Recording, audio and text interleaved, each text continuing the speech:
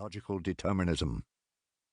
However, I have thought it sensible, first of all, to look at free will and determinism from the point of view of our human experience and from a philosophical perspective, in order to set the discussion in a broader space than that of Christian theology.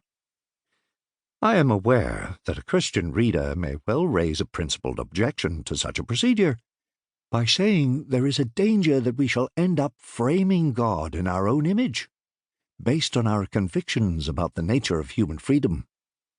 I accept the point, but awareness of the risk diminishes it, and I hope that what I have done will prove useful in that it at least broadens understanding of what these issues mean to those who do not necessarily share the Christian worldview.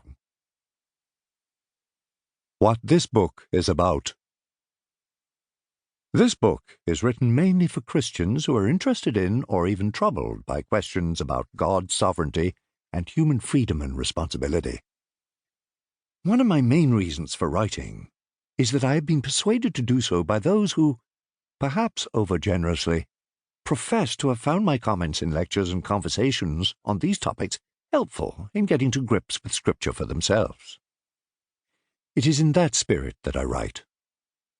I do not for a moment suppose that I have provided definitive solutions to these difficult questions. Indeed, I am inclined to think that our very finiteness imposes a limitation that will mean that, in the end, even with our best attempts to understand Scripture, there will remain deep mysteries and unsolved problems. We should therefore approach these matters with humility and reverence. What I find encouraging in this daunting task is the fact that Scripture speaks on these topics, and it is therefore incumbent upon us, indeed is part of our worship, to try to understand what God has revealed, as we depend on the Spirit of truth. The book divides into 5 parts as follows. Part 1. The problem defined. 1. The nature and limitations of freedom.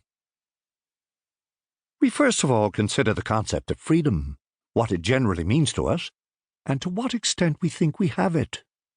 We distinguish the liberty of spontaneity and the liberty of indifference. We then explore the connection between freedom and morality, and that between free will and love.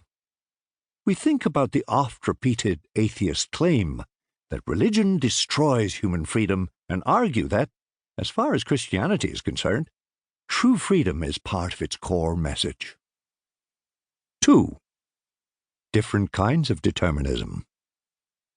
We give examples of various takes on determinism and give examples of some well-known atheist thinkers who espouse physical determinism, the idea that everything is predetermined essentially by physics and chemistry, as well as a few that do not espouse that view. We also bring in the views of some leading neuroscientists. We then move on to theistic or theological determinism, the idea that everything is predetermined by God. Our starting point is, not surprisingly, the biblical teaching on origins, and in particular the way in which human beings are defined as moral beings gifted by God.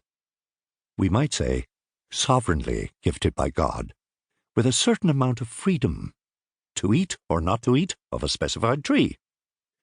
We cite Alvin Plantinga on the difference between God's creation of free creatures and their actions being caused by him. We next give examples of theological determinism, claiming that the issue for Christians is not whether it teaches the sovereignty of God. It does, as one of its essential doctrines, but what the sovereignty of God actually means, as revealed in Scripture. 3. Reactions to determinism, the moral problem. Here we continue our analysis of the moral problem that besets determinism as seen by a variety of authors. Then we give some of the historical background to the tension between followers of Calvin and those of Arminius, leading to the Synod of Dort and the famous acronym TULIP, which encapsulates some of the main issues involved. 4. Weapons of mass distraction. From this point on, the book concentrates on biblical teaching, and the listener who wishes to skip the preliminaries may wish to dive in.